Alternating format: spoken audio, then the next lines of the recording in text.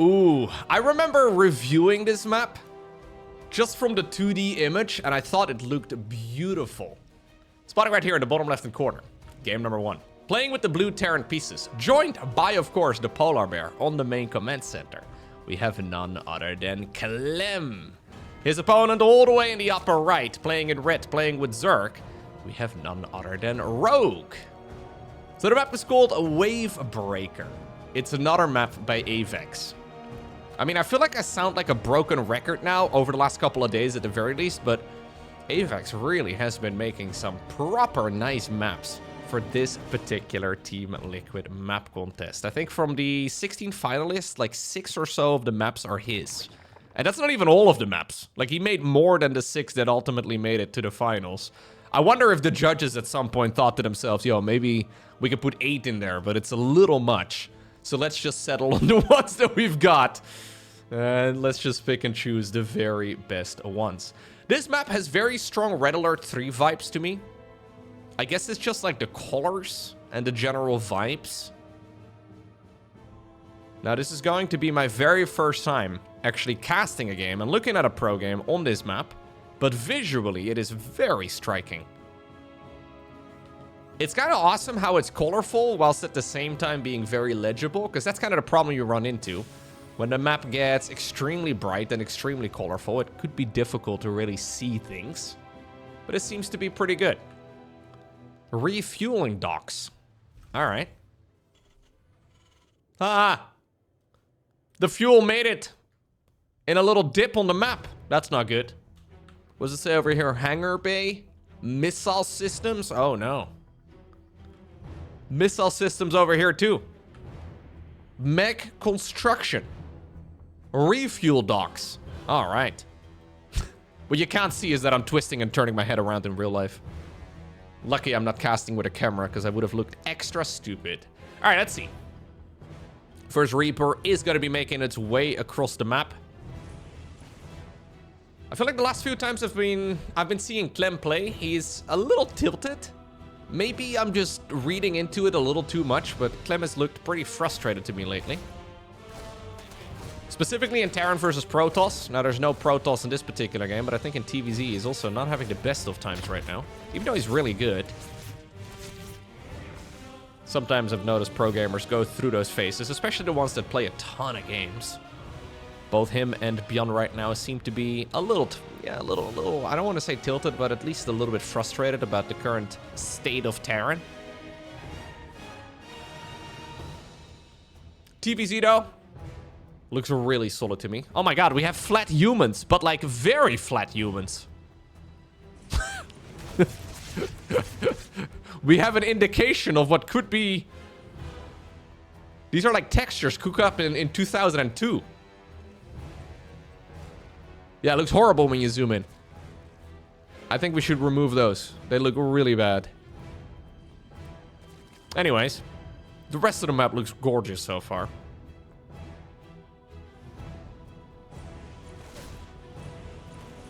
It's going to be a quick triple command center opener right here for Clem. Man, the water is really neat. So apparently we have these pipes on Wavebreaker that may have broken open and then, yeah, they're now falling off. Kind of sick. Cascading off the map just like that. Really beautiful. Ooh. Almost looked to me like the water was a little slippery there, right? It almost looked like the Hellion there was pushing around the Reaper, but I think that was just coincidence. Metabolic boost is not yet done, so let's see how much work we can really do with the Hellions.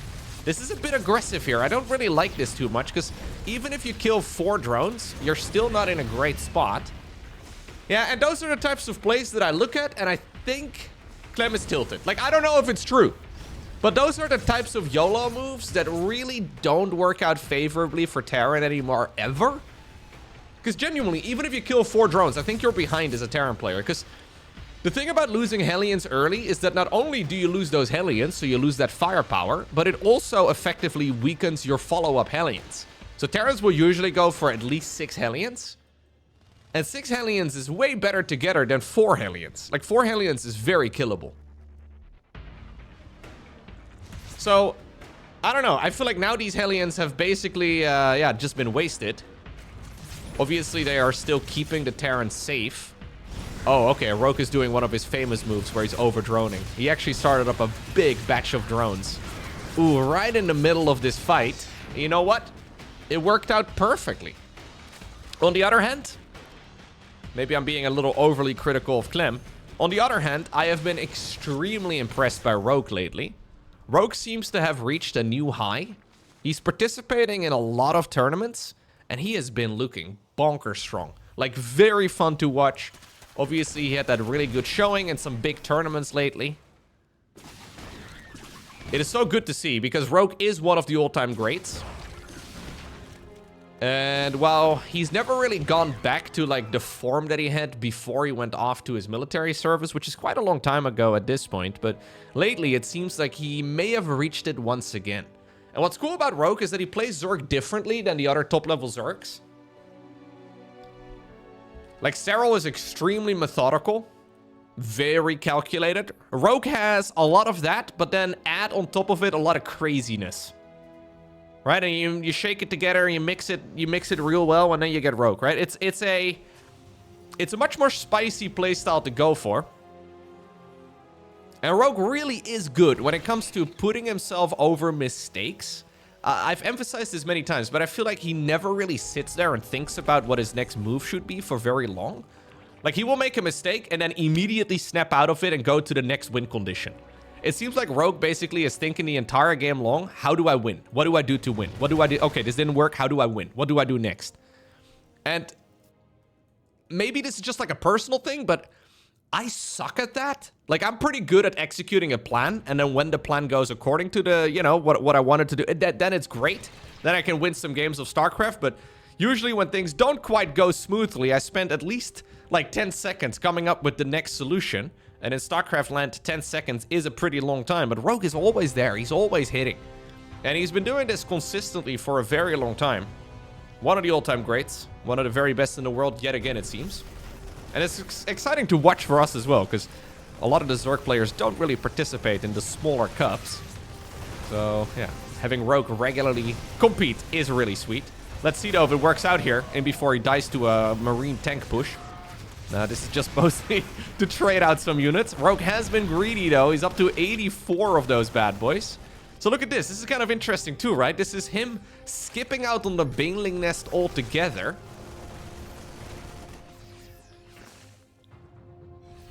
Baneling Nest has been delayed, at least for a long time. He's favoring a bunch of infestors. Hive is just about done. We're not even 8 minutes in. Hive is done. Well, nearly. And then the Lurker Den can begin its ranged upgrade.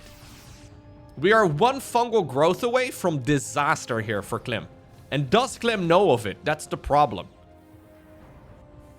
Research complete. That is will likely be one of the very first... Oh, he does not know. Well, now he knows. Now he certainly is aware of it, but this is problematic. Still, though, a very large amount of Terran does show up here. These Hydras are not yet fully maxed.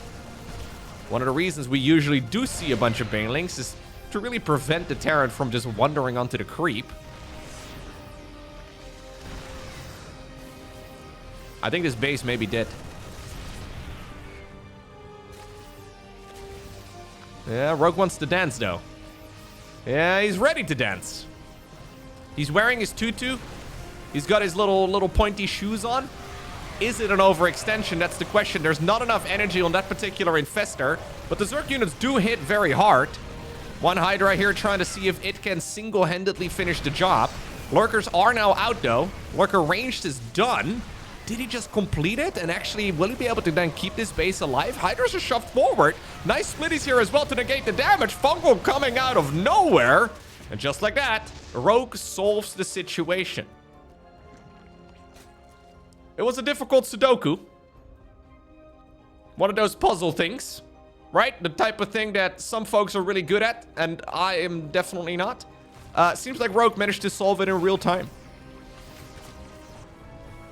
The Zerg Rubik's Cube right over there. Another thing that I absolutely suck at. Today, let me list off all the things I'm terrible at. Turns out it's most things. Yeah, this is unfortunate here for Clem. Clem is going to have to retreat. This is the walk of shame. Something that many Terran players hate. This is minus 10% testosterone. Especially when you are just finishing 2-2. Ugh. My god. Well, it is certainly the right call. The problem is, now that lurkers are out, you really need something to deal with lurkers. Oh, really? Oh, okay. I thought Rogue was gonna go on the move, but scratch that. Rogue is turtling up. Rogue is actually just straight up building up some static defense here. Yeah, and we're gonna go across the map with the Nidus Worms. So I think what a good alternative plan for Rogue is to try and get his lurkers, like, say, right over here.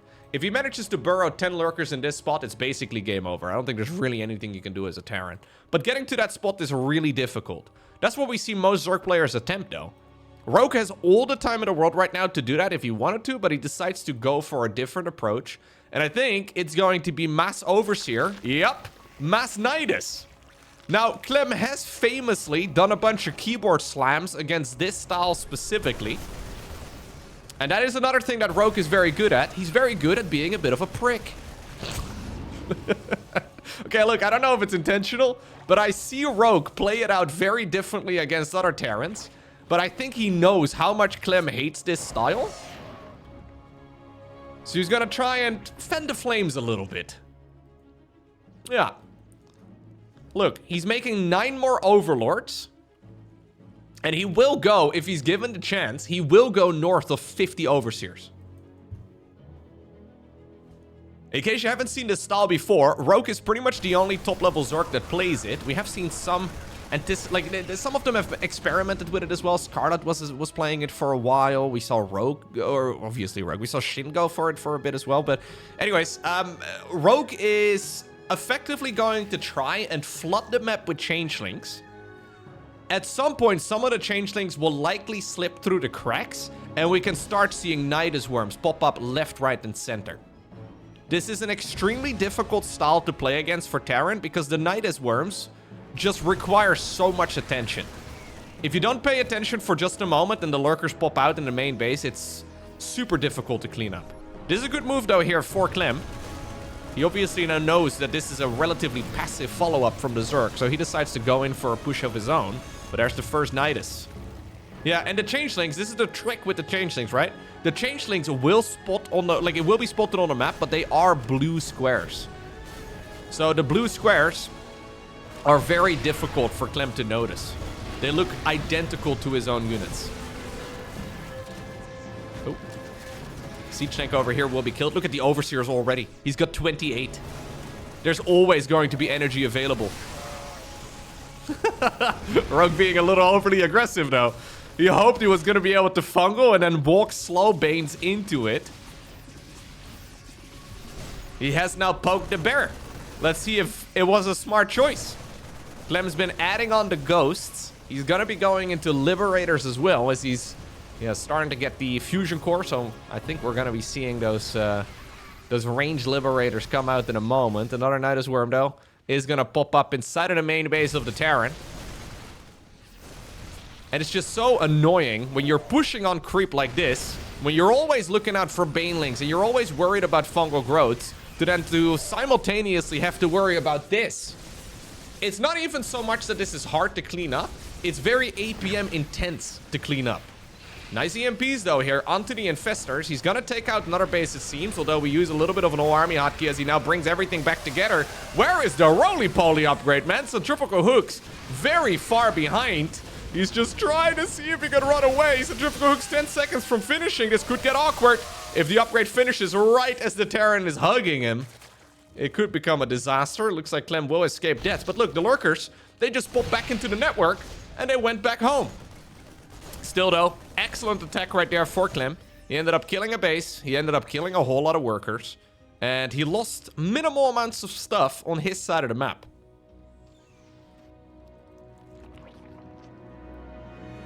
I do think, like, stress levels wise, this is way more chill for the Zerg to play than it is for the Terran. Like, you know that sweaty gamer meme? That's Clem right now. Rogue is just throwing in a bunch of units, and then he right-clicks them somewhere on the mini-map. And then sometimes you will notice, hey, one of the changelings slipped through the cracks. Worm, worm. Worm, worm. Bada bing, bada boom. We throw up some static defense to deal with the potential liberators and all the rest of it. Like, this is...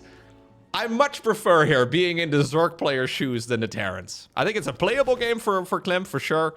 But it is certainly... Like, you're always on edge. You're always on edge. It's very scary. I think one of the main problems, though, for Clem is that nobody really plays like this on EU. Serral doesn't play like this.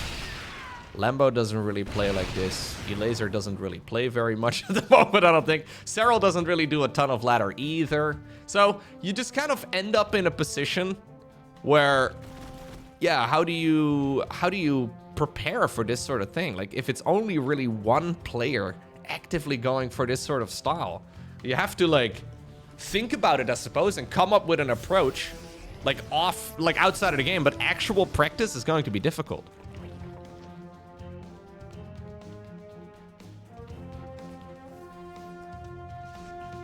Okay.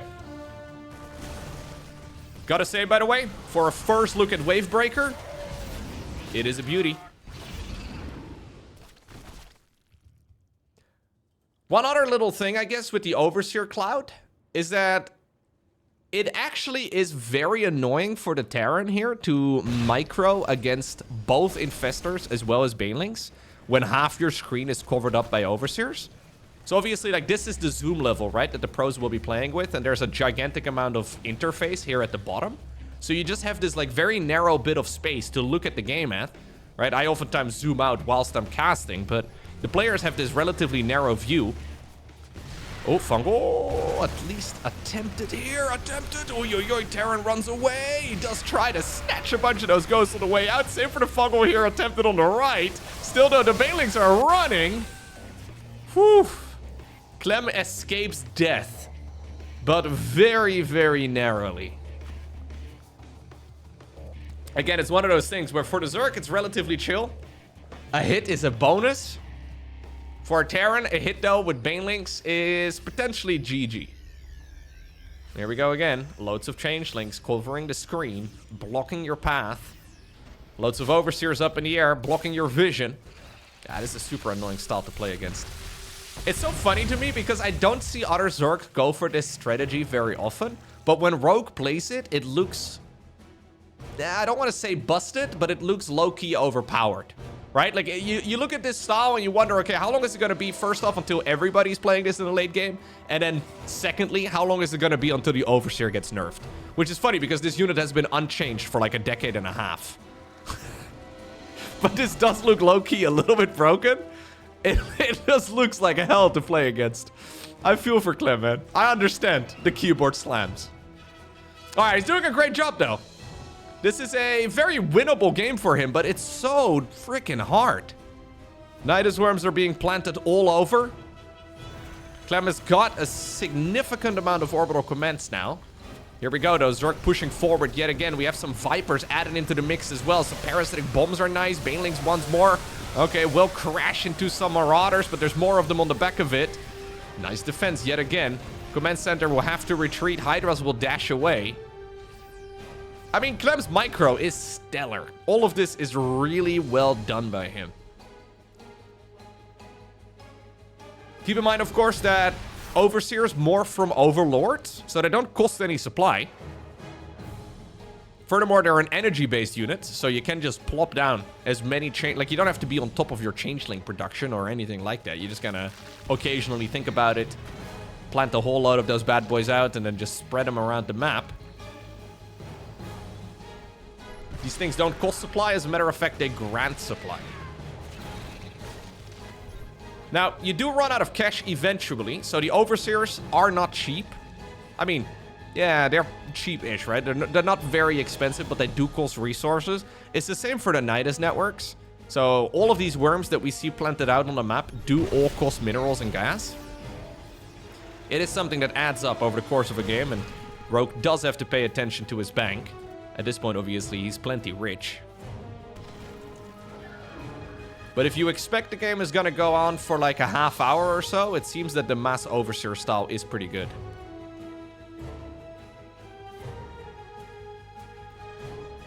Clem unable to really make the switch on over towards Terran mech or anything along those lines. He has to stick around on a more mobile army, which is certainly the right call. I do really like the addition here of the Liberators. So we end up with Siege Tank, Liberator, Ghost, and then some Marine Marauder Medevac for support. In theory, the right answer, but a very complex unit composition to micro. Here we go again. Rogue prepared, apparently, for the next wave.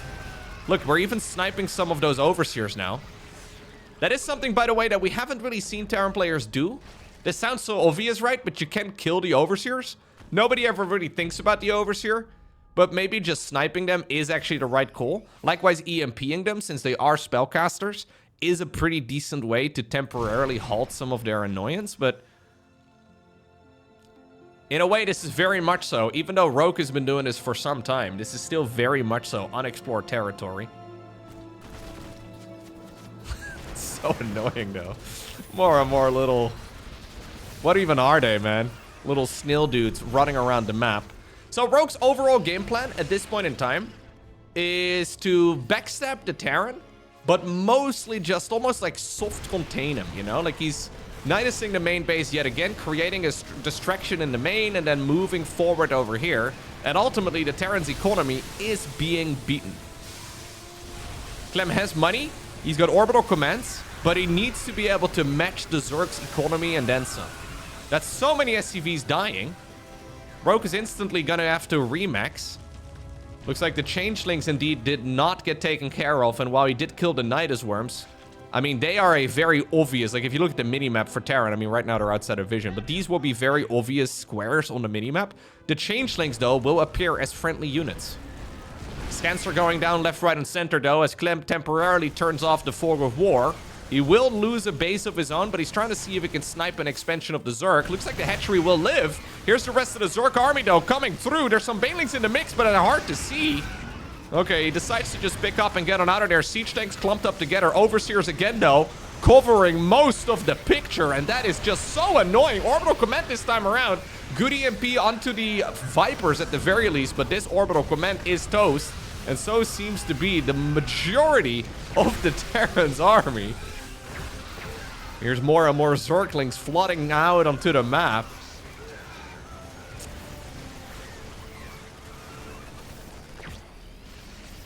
Yeah.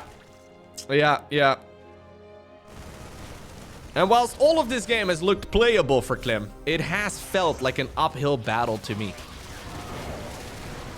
So why don't more Zerg players at the highest level play this style? GG.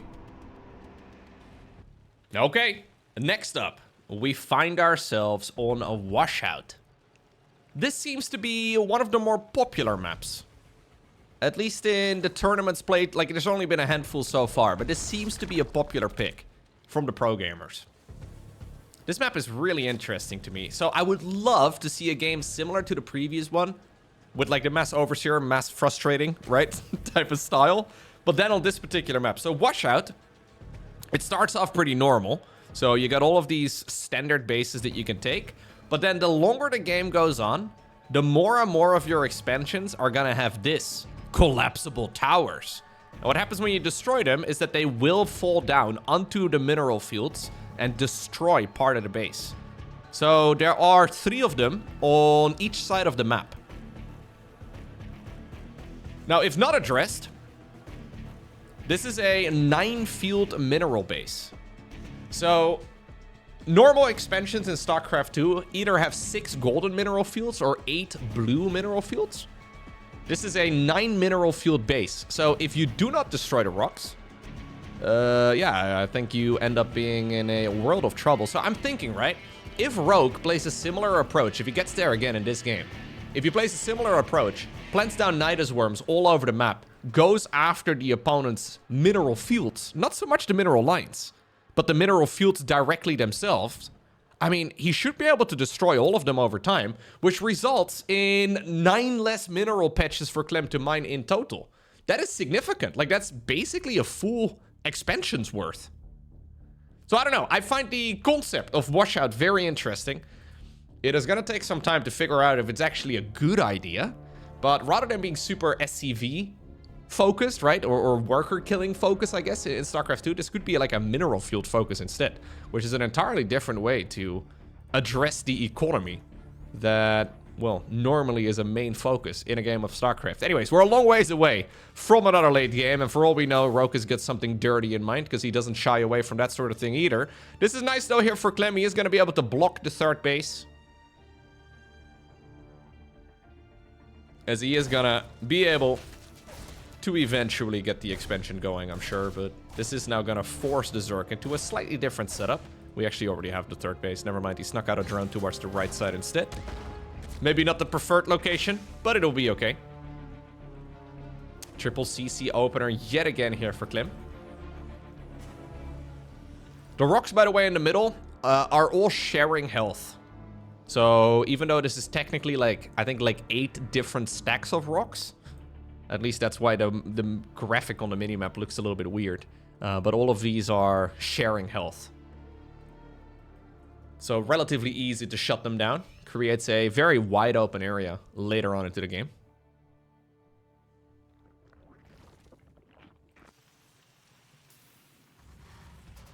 Triple command center, 1-1-1. Clem, by the way, is not really somebody who really commits to mid-game pushes that hard. Like, obviously, he's very aggressive, but I never see him go for an 8 Rex. I never really see him commit to some sort of all-in. And I think that's also playing against Clem a little bit. He's extremely predictable. That is something that most of the European players have.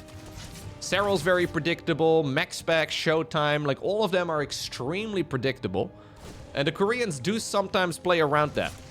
Roke is the least predictable high-ranking Zerg out there. He can really do a bit of everything.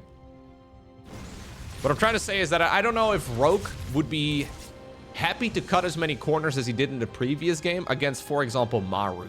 Like, Maru is a bit of a madman. I don't think, yeah, Roke would be as comfy not going Baneling Nest, for example. Because what if you're playing against an 8 Rex all-in? Do you just, like, do you win? I don't know. Is it winnable? Difficult to say, really.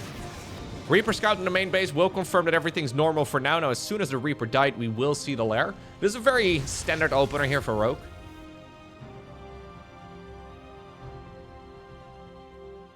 Raynor, as far as European players go, definitely has a little bit of that craziness in him.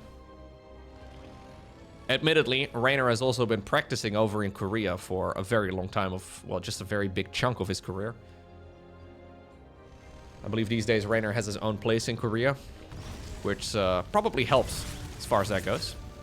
Although actually a lot of the Koreans lately have been laddering on the European server. So, yeah, take that for what it's worth. You go all the way over to Korea only to find out that the likes of, say, for example, Solar are constantly playing EU right now.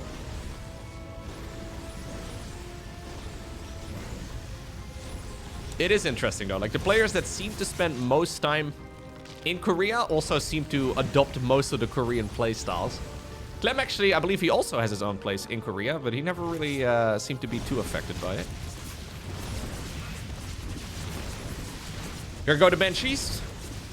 Queens, though, are all nearby. No energy for Transfuse, so one of them will burn to a crisp. Only a single Hellion so far. A little Zergling run by in the meantime, though. Maybe those Zerglings needed to be used at home, but Roke decided, nah. We'll just send you guys into the other side of the map instead. And suddenly that makes this counter-attack very efficient. 7 SCVs is really nice.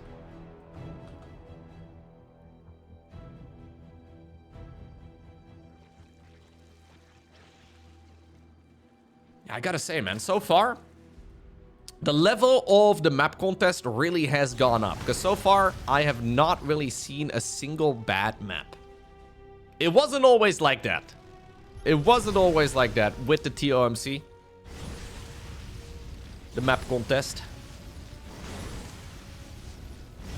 But I feel like, yeah, we could have a 16 map pool just fine. Okay, maybe 16 is a bit much, but seriously. I don't even know how you would select any of it. It's quite difficult. So some of it is going to be community voted on, by the way. I believe for the most recent map pool, so the one that is currently live in StarCraft 2, I believe that one was partly decided by the pro gamers, partly decided by the map tournament organizer, and then partly decided by the community. Which I guess is the best way to do it. Everybody gets a little bit of something. Nice little attack here again, though, just like in the previous game from Clem. It's a slightly different approach this time around from Rogue, who's going mass Hydra. We do not have any infestors this time around, but what we do have is double upgrades for those Hydralisks. The Hydras don't yet have their ranged upgrade, though, as Clem is trying to see if he can kill the base. He wants to go after the Queens real badly, but the Queens, I guess, are kind of like the roaches in his army, right? Like, they're the ones tanking the damage, allowing the Hydras to get some more work done.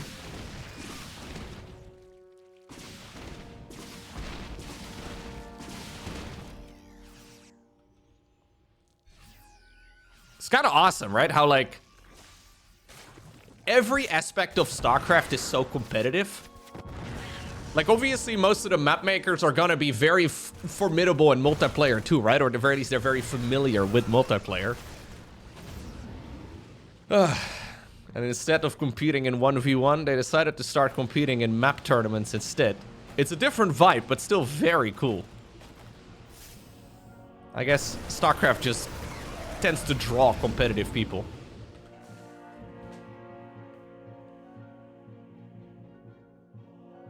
It's going to be Hydra Bane right here. For the time being, at least from Rogue. Very curious, though, how Rogue decided to go into Hydras first and now Banelings. Normally, the focus is getting Baneling speed out first and then making the switch on over to Hydras. We decided to go 1-1 Hydras and is now going into Banelings. Then following it up with +1 melee and +2 carapace.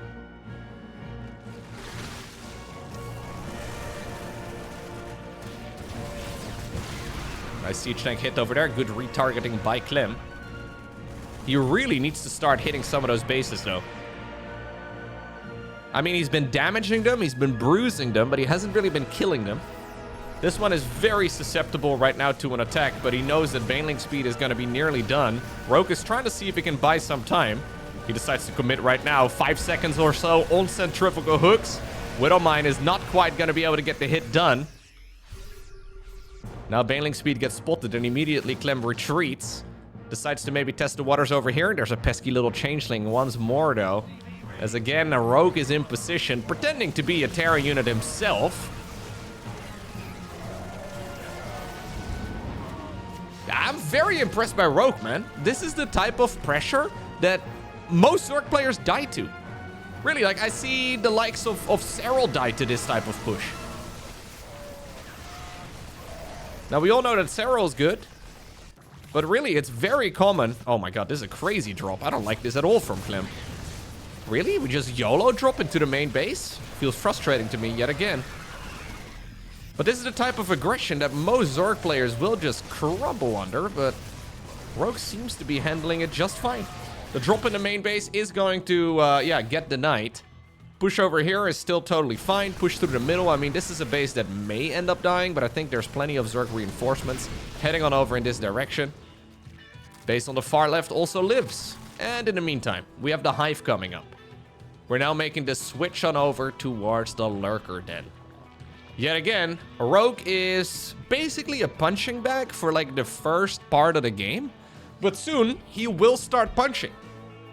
And he's got multiple ways of doing it, right? Like, he could go into Mass Overseer again. Alternative choice is just to go with the Hydras and then morph them into Lurkers. Use them immediately for aggression. Widowmine's here, forced to deal some friendly fire. 10 drones do end up falling now, though, as Clem is still keeping the pressure up. He's still damaging his hatchery over here as well.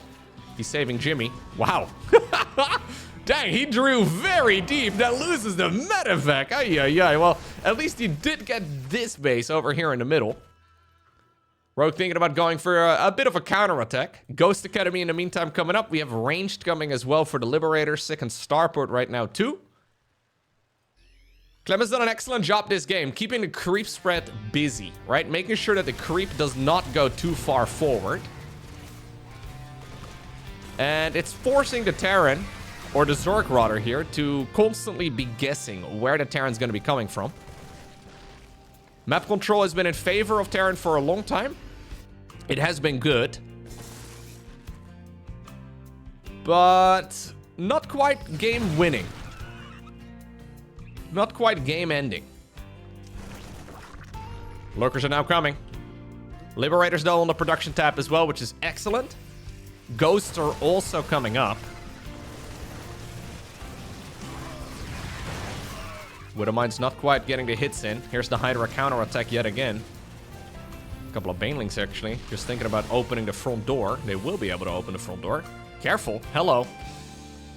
Knock, knock, knocking on Clem's door. Okay. Well, that turned out to be a bit of a disaster. 19 SCVs, just like that. It's the first time that Rogue strikes back in about 5 minutes. Oh, we were moments away from everything Baneling dying, but it seems like we're okay. 3-3 moments away from finishing right now for Clem. We have a extra command center added into the mix, but now the Lurkers are here. And this time around, we are not sending them out through a network. As a matter of fact, we're forcing the Terran player to fight over here, and I don't know if that was the right call from Clem. 20 additional SCVs end up dying, and the majority of the Terran army also bites the dust. An absolute disaster here for Clem, losing the vast majority of his army there in about 2 seconds' time. Wait a second, Clem is...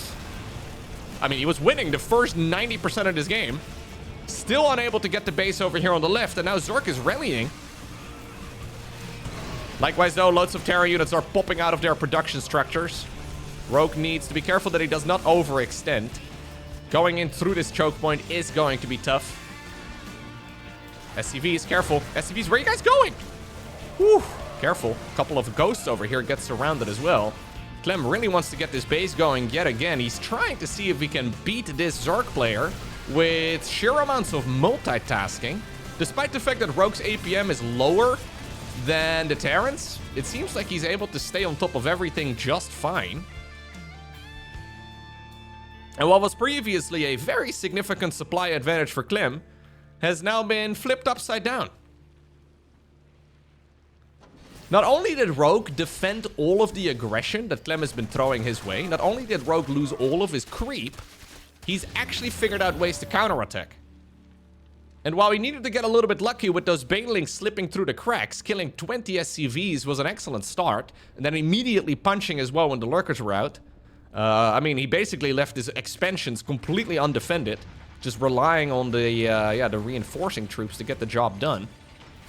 Now suddenly Clem is fishing for freebies here with a Liberator. This has now turned into a very scrappy match. The type of game that Rogue absolutely adores. He's very good in this type of situation. I don't think Clem is all too happy because he knows that this is the type of game that he may very well let slip out of his hands. Medevac over here ends up going down. Liberator does not quite benefit anymore from that maximum range as it once did. They took away the Liberator's ability to see where the anti-ground circle was located, and without the vision, they can't shoot at their maximum range. +3 carapace coming up here for Rogue. 19 Banelings. Ooh, that's expensive, man. Like, we're living paycheck to paycheck, and we've decided to take out a huge car payment. Is this a smart plan, Rogue? I don't know, dude.